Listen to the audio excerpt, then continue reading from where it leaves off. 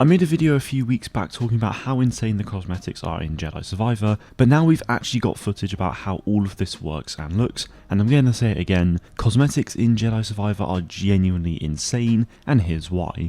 In Jedi Fallen Order, we could customise Cal's poncho with different patterns, and the same goes for BD1 and the Stinger Mantis. You could also customise specific parts of Cal's lightsaber, which was great. Now though, you can customise Cal's lightsaber again, but then you can customise BD1, Cal himself, and likely Cal's blaster in the same crazy depth as the lightsaber, so let me go through all of that for you now. For Cal's lightsaber, it's fairly similar to Fallen Order in that you can customise the emitter, switch, and sleeve, or in Survivor it's called the grip. But this time you can now also customise a piece called the pommel, which is the part that Cal uses to attach and detach his lightsaber when going from double blades to dual wield and vice versa.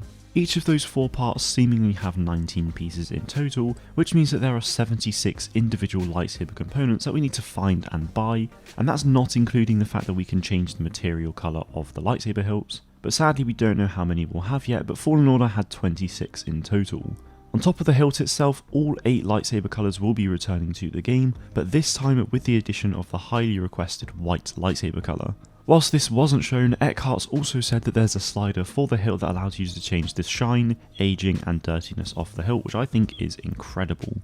So as you can tell, lightsaber customization is back and much better than it was in Fallen Order. As for Cal himself, instead of having a poncho or not and then different poncho colours, we can now customise him with unique hairstyles, facial hairstyles, jackets, shirts and trousers. In total there are 22 jackets, 13 styles of facial hair, 14 hairstyles, 12 shirts and 13 trousers, which brings us to a total of 74 pieces of cosmetic components to change for Cal, and that's not including the number of different colours that we can choose on certain items. So Cal's outfit can change dramatically just like his lightsaber hilt, which is just insane. As for BD1, we knew he would be able to be customised in some depth, but I honestly would have thought it would just be a case of you can change his head, his body and legs.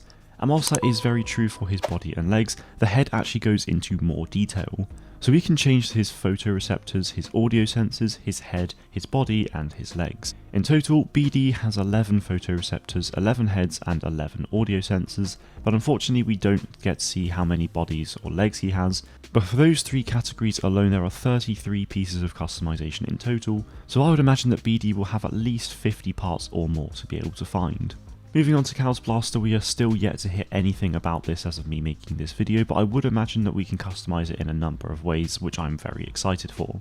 I'm also not sure whether we'll be able to customise the Stinger Mantis again or not, but if we can, it'll probably just be paint jobs again. But like the blaster, we are still yet to hear anything as of me making this video.